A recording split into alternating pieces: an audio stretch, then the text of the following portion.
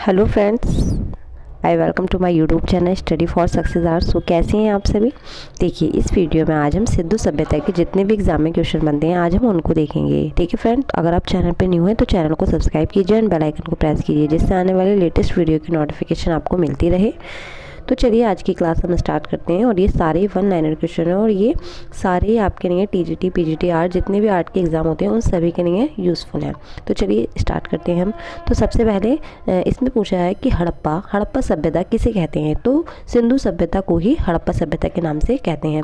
नगरीय सभ्यता किसको कहते हैं, हड़प्पा सभ्यता को कहते हैं या सिंधु सभ्यता को कहते हैं। अगर पूछा जाए नगरीय सभ्यता को किस और नाम से जाना जाता है तो हड़प्पा सभ्यता। लेकिन सारे ही आपको ऑप्शंस के अकॉर्डिंग लगाने हैं। ठीक है, नेक्स्ट हमारा है कि हड़प्पा का संबंध किससे है तो इंडस वैली से है। ठीक है, अगर जैसे ये दिया जाए कि हड़प्पा सभ्यता का जो संबंध है वो किससे है तो इंडस वैली की जगह आपको सिंधु सभ्यता भी मिल सकता है, तो आपको याद रखना है। ठीक है, नेक्स्ट हमारा है कि सिंधु सभ्यता की खोज किसके निर्देशन में और किसने की थी। तो सबसे पहले आपको ये याद रखना है कि इसकी जो खोज थी, क्वेश्चन ऐसे पूछा जाए कि सिंधु सभ्यता की खोज किसके निर्देशन में हुई तो आपको जॉन मार्शल याद रखना है। ठीक है फ्रेंड, जॉन मार्शल याद रखना है। लेकिन किसने की थी, सिंधु सभ्यता की खोज किसने की थी तो राय बहादुर दयाराम साहनी ने की थी और राखालदास बनर्जी ने की थी। ठीक है, लेकिन आपको ऑप्शंस के अकॉर्डिंग जाना है। तो निर्देशन पूछा जाए तो आपको जॉन मार्शल के लिए जाना है। अगर खोज पूछा जाए तो दयाराम साहनी और राखालदास बनर्जी। कहीं आपको RD बनर्जी ही मिलेगा, इनका पूरा नाम राखालदास बनर्जी है। नेक्स्ट हमारा है कि हड़प्पा सभ्यता किस सभ्यता से संबंधित है तो ये किससे संबंधित है, ये हमारी सिंधु सभ्यता से ही संबंधित। नेक्स्ट हमारा है कि सिंधु सभ्यता में कितने प्रमुख नगर हैं तो कितने प्रमुख नगर हैं वो 2 नगर हैं। कौन कौन से, मोहनजोदड़ो और हड़प्पा। ठीक है, नेक्स्ट हमारा है कि सैंदव सभ्यता या सिंधु सभ्यता में प्राप्त पूर्ण परिपक्व प्रमाणित कितने स्थलों को नगर की संज्ञा दी जा सकती है। देखिए, ये जो मतलब दोनों ही आपको दे रखा है, लेकिन अगर एग्जाम में ये पूछा जाए अब तो आपको 2 लगाने हैं। ठीक है, 2 लगाने हैं, हड़प्पा और मोहनजोदड़ो। कहीं क्योंकि आप लोग बहुत से लोग कहते हैं कि 6 लगाए हैं, क्योंकि वो उस टाइम पे ये क्वेश्चन पूछा जा चुका है कि सैंदव सभ्यता में कितने प्रमुख नगर थे। तो कुछ लोग 6 भी बोलते हैं, जो कि ये लिखे हुए हैं कि मोहनजोदड़ो, हड़प्पा, लोथल, चंद्रदुर्ग, कालीबंगा और बनवाली। ठीक है, लेकिन अगर ये क्वेश्चन आपको पूछा जाए तो आपको 2 ही लगाने हैं। ठीक है, मोहनजोदड़ो और हड़प्पा हैं। ये क्वेश्चन पहले पूछा गया था तो उसमें 6 आंसर राइट माना था, लेकिन अब वर्तमान में आपको ये पूछा जाएगा तो आपको 2 लगाने हैं। ठीक है, नेक्स्ट हमारा है कि मैंने 1 लाइनर क्वेश्चन है ताकि आप कम टाइम में ज़्यादा क्वेश्चन सॉल्व कर पाएँ। और एक मैंने आपको प्रैक्टिस सेट की तो वो मैंने कराई रखी है, लेकिन एक मैंने सीरीज़ जो है मॉक टेस्ट की करी है जिसमें आपको सारे मिक्स क्वेश्चन मिलेंगे। तो मैंने सोचा एक सीरीज़ जो है आपकी इस टाइप से चलाई जाए, जिसमें गुफाओं के बारे में हम जानेंगे, कुछ कलाकारों के बारे में जानेंगे और मॉक टेस्ट के रूप में आपको सारे क्वेश्चन वो मिल जाएंगे। ठीक है, तो अब क्या है कि हड़प्पा सभ्यता के स्थल लोथल और धोलावीरा कहाँ स्थित हैं तो ये भारत में है। ठीक है, क्वेश्चन को बहुत अच्छे से पढ़ना है, क्योंकि उस पर स्थल अगर मतलब स्थल भी पूछा गया होगा कि हड़प्पा से संबंधित हैं तो आपको याद रखना है ये पूछा है कि स्थित हैं तो ये भारत में स्थित है। ठीक है, नेक्स्ट हमारा है कि हड़प्पा संस्कृति के अवशेष कहाँ स्थित हैं तो ये पाकिस्तान में है। ठीक है, ये पाकिस्तान में हड़प्पा संस्कृति के जो अवशेष हैं वो पाकिस्तान में है। नगरीय सभ्यता का प्रथम उदाहरण कहाँ से मिलता है तो मोहनजोदड़ो, हड़प्पा। मोहनजोदड़ो को ही और हड़प्पा को ही नगरीय सभ्यता के नाम से जाना जाता है। सिंधु सभ्यता के नाम से भी मोहनजोदड़ो और हड़प्पा को जाना जाता है और कांस्य युगीन सभ्यता के नाम से भी मोहनजोदड़ो को जाना जाता है। ठीक है, नेक्स्ट हमारा है कि सिंधु घाटी सभ्यता किस अवधि की है तो इसको 2300 ईसा पूर्व से 1750 ईसा पूर्व माना जाता है। कहीं कहीं आपको 2300 ईसा पूर्व से 1700 ईस्वी पूर्व मिलेगा। ठीक है, 50 की जगह यहाँ 1700 होगा ओनली। ठीक है, नेक्स्ट हमारा है भारत में सर्वप्रथम नगरों का प्रादुर्भाव हुआ तो सिंधु सभ्यता में। भारत में सर्वप्रथम नगरों का जो प्रादुर्भाव हुआ था वो सिंधु सभ्यता में हुआ था। नेक्स्ट हमारा कि सैंदव सभ्यता के समस्त नगर आधारित थे तो ये ग्रीड पद्धति पर आधारित थे। नेक्स्ट हमारा है कि हड़प्पा सभ्यता के नगर कितने भागों में विभाजित हैं तो हड़प्पा सभ्यता के जो नगर हैं वो 2 में विभाजित हैं। कौन कौन से, दुर्ग टीला और पूर्वी टीला। ठीक है, नेक्स्ट हमारा है कि हड़प्पा से प्राप्त नटराज की मूर्ति की ऊंचाई क्या है तो देखिए आपको ये सारे ही करना है, क्योंकि कहीं कहीं मतलब कुछ बुक में आपको 9.68 इंच मिलेगा और कहीं कहीं आपको 9.78 इंच मिलेगा। तो आपको ऑप्शंस के अकॉर्डिंग लगाना है। अगर सेमी पूछा जाए तो कहीं कहीं आपको 10.5 cm भी मिलेगा और कहीं कहीं आपको 9.2 cm भी मिलेगा। ठीक है, इसलिए मैं आपसे बार बार कहती हूँ, क्योंकि बहुत सारे लोग कंफ्यूज होते हैं कि मैम इसका आंसर ये नहीं, इसका आंसर ये नहीं, लेकिन मैं आपसे फिर कह रही हूँ कि आपको ऑप्शंस के अकॉर्डिंग जाना है। ठीक है, अगर उसमें मतलब 3.6 पॉइंट्स मतलब 3.6 इंच हो या 3.7 इंच हो, तो आप लोगों को ऑप्शंस के अकॉर्डिंग लगाना है। ठीक है, चलिए नेक्स्ट देखते हैं हम।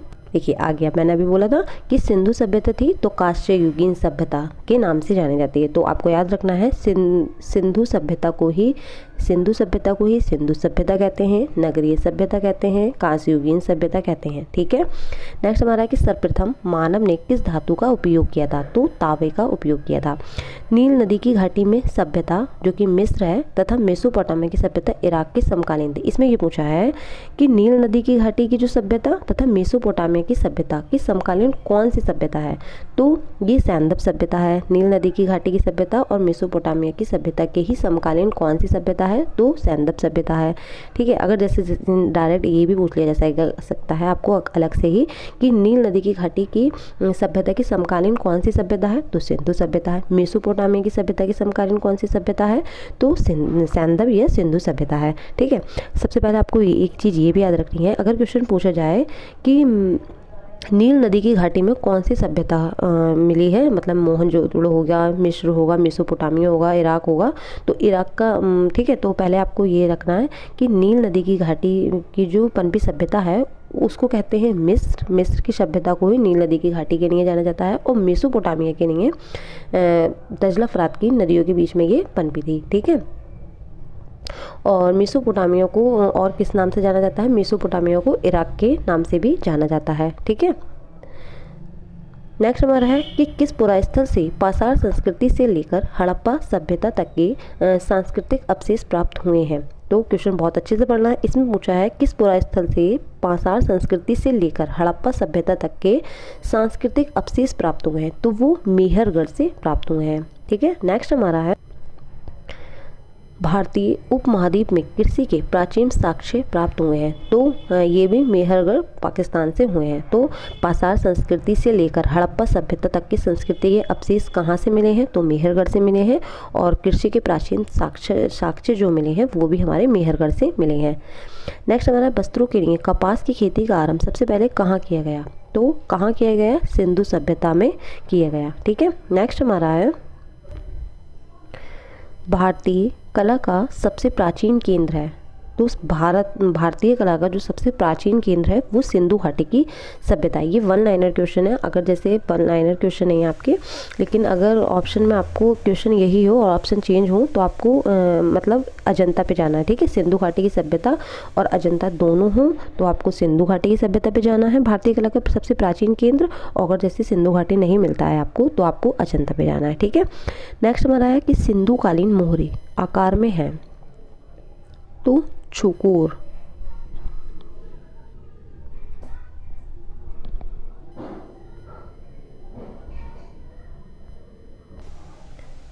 ठीक है, आपको बहुत ध्यान से यहाँ पूछा है कि सिंधु कालीन मोहरों का आकार पूछा है, तो आपको चौकोर पे लगाना है।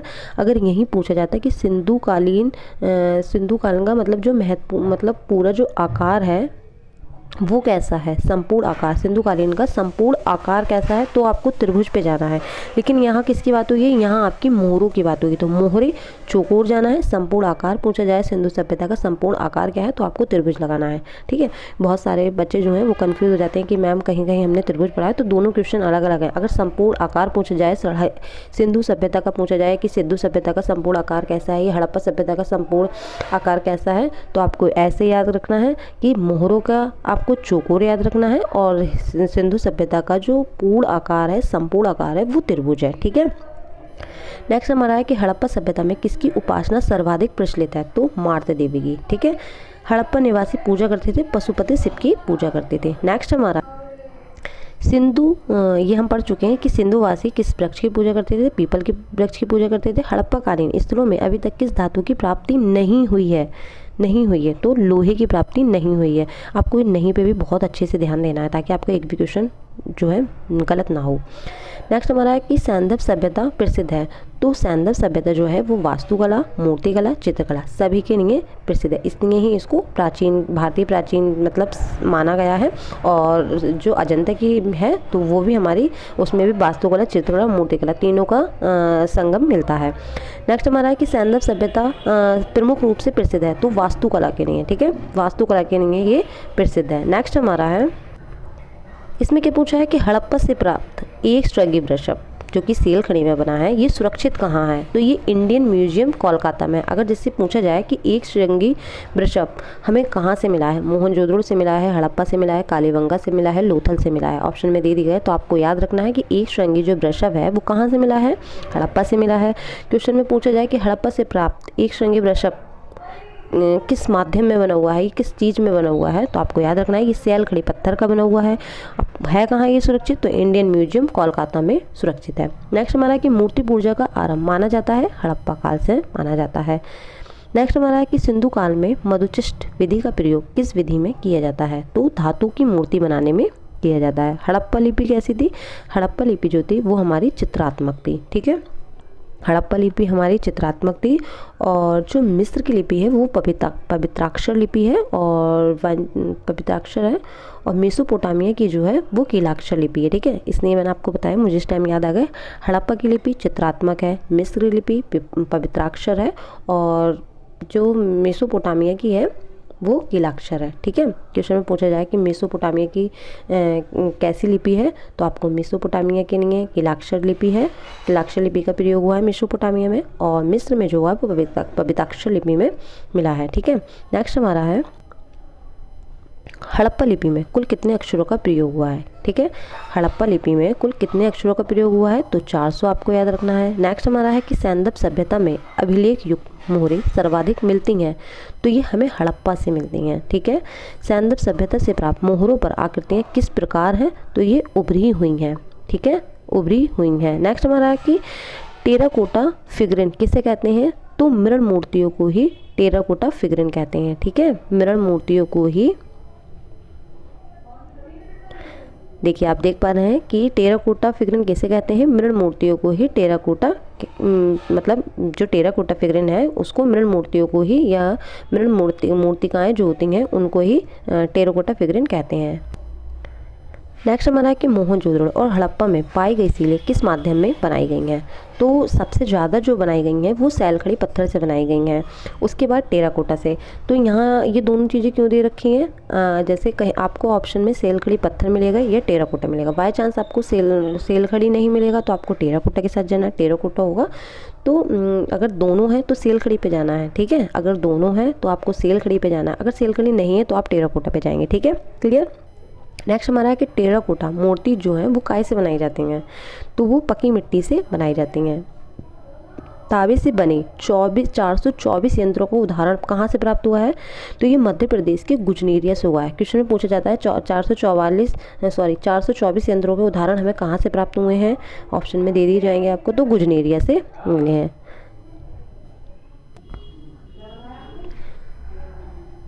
नेक्स्ट हमारा है कि हड़प्पा सभ्यता की सर्वोत्तम कलाकृतियाँ हैं, तो जो हड़प्पा सभ्यता से जो सर्वोत्तम कलाकृतियाँ मिली हैं वो मोहरें मिली हैं, ठीक है।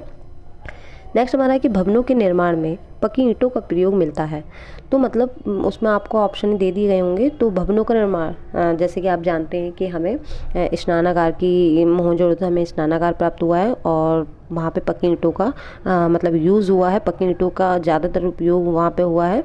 तो पकी ईंटों से आपको सैंधव सभ्यता याद रखना है, ठीक है। भवनों के निर्माण में पकी ईंटों का प्रयोग कहाँ मिलता है, सैंधव सभ्यता, सिंधु सभ्यता ये मिलेगा, या फिर आपको मोहनजोदड़ो या हड़प्पा में से कोई एक मिलेगा, यानी कि सिंधु सभ्यता का कोई एक स्थल मिलेगा, वरना और कोई गुफाएं दे दी गई होंगी, तो इस तरीके से मिलेगा, ठीक है। नेक्स्ट हमारा है कि हड़प्पा सभ्यता इनमें से किसके लिए प्रसिद्ध है, तो ये ईंटों के उपयोग के लिए प्रसिद्ध है। नेक्स्ट हमारा है कि सैंधव सभ्यता में चित्रकला संबंधी सर्वाधिक जानकारी मिलती है, तो इसमें ये पूछा गया है। देखिए अगर आपको जैसे ये पूछा जाए कि सैंधव सभ्यता में बर्तनों में किस रंग का प्रयोग हुआ है, रंग के लिए आपको लाल रंग जाना है। और अगर पूछा जाए कि सैंधव सभ्यता से मिली जो बर्तन है उससे किस रंग से चित्रकारी की गई है, तो चित्रकारी के लिए आपको काला जाना है, और रंग पूछा जाए तो आपको लाल जाना है, ठीक है।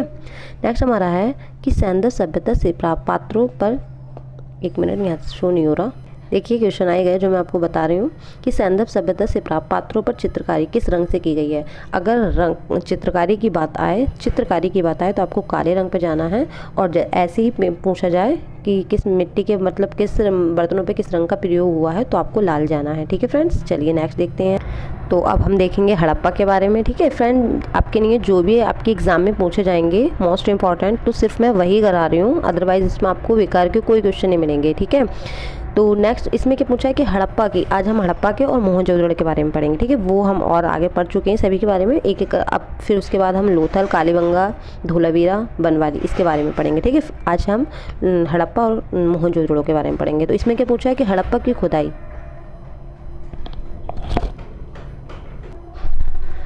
तो हड़प्पा की खुदाई कब और किसने आरंभ की थी। तो हड़प्पा की जो खुदाई है वो 1921 में दयाराम साहनी ने की थी। देखिए बहुत से लोग कहते हैं मैम हम हड़प्पा के लिए दयाराम साहनी और मोहनजोदड़ो के लिए राखालदास बनर्जी, मतलब कंफ्यूज हो जाते हैं, हमें याद नहीं रहता कि हम कैसे याद करें। तो आपको ये याद रखना है कि हड़प्पा के लिए आपको, जैसे कोई किसी का मतलब माल हड़प लेता है या मतलब किसी के साथ कोई छल कपट करता है तो हमें दया आती है। ठीक है, तो हड़प लिए किसी ने किसी का, मतलब कोई आपके साथ के हैं, किसी ने किसी को हड़प लिया तो आपको उनके ऊपर दया आएगी। तो इसलिए आपको हड़प्पा से मतलब हड़प, और हड़प कोई हड़पेगा तो दूसरे को देख के हमें दया आएगी। तो इस तरीके से आपको दया याद रखना है। ठीक है, 1921 में दयाराम साहनी ने हड़प्पा की खोज की थी। नेक्स्ट हमारा है कि सिंधु घाटी की खुदाई में सर्वप्रथम किस स्थान से अवशेष प्राप्त हुए हैं। तो सिंधु घाटी की जो खुदाई हुई थी तो उनमें सबसे पहले कहाँ अवशेष प्राप्त हुए हैं, तो वो हमें हड़प्पा से प्राप्त हुए हैं। नेक्स्ट हमारा है कि स्त्री के गर्भ से निकलता हुआ पौधा जिसे उर्वरता की देवी माना गया है, ये कहाँ से प्राप्त हुआ है, ये हड़प्पा से प्राप्त हुआ है। ये सारे आपके लिए मोस्ट इंपॉर्टेंट हैं। ठीक है, दैमाबाद के अलावा ताबे से बना इक्का और कहाँ से प्राप्त हुआ। सबसे पहले आपको ये भी याद रखना है कि ताबे से बना इक्का जो है हमें कहाँ से मिला है, वो हमें दैमाबाद से मिला है।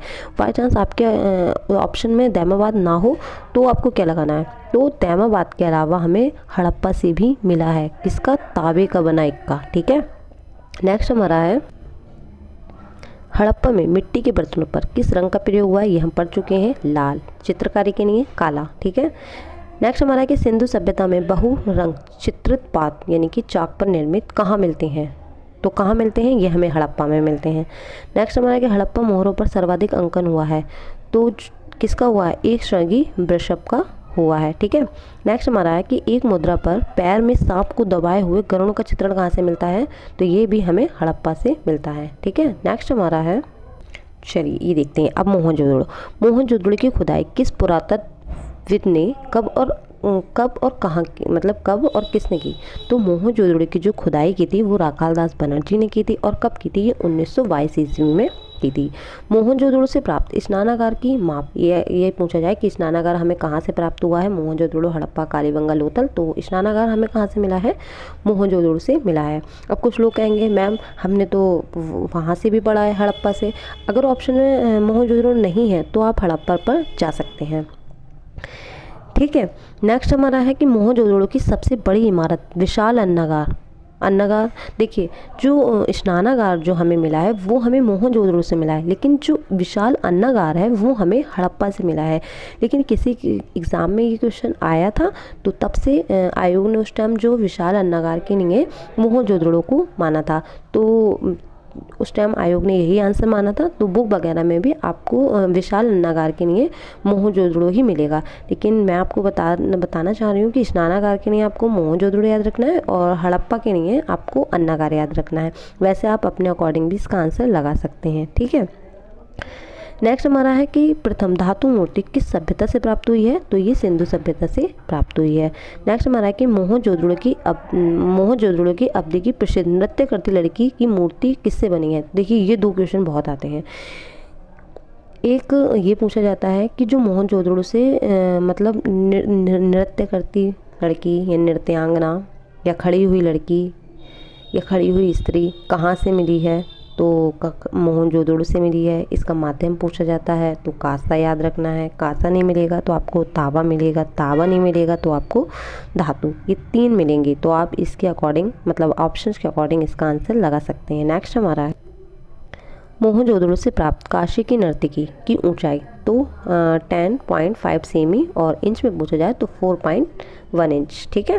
नेक्स्ट हमारा कि मोहनजोदड़ो से प्राप्त नर्तकी की मूर्ति किस माध्यम में है, तो ये धातु में, जैसे कि मैंने आपको अभी बताई।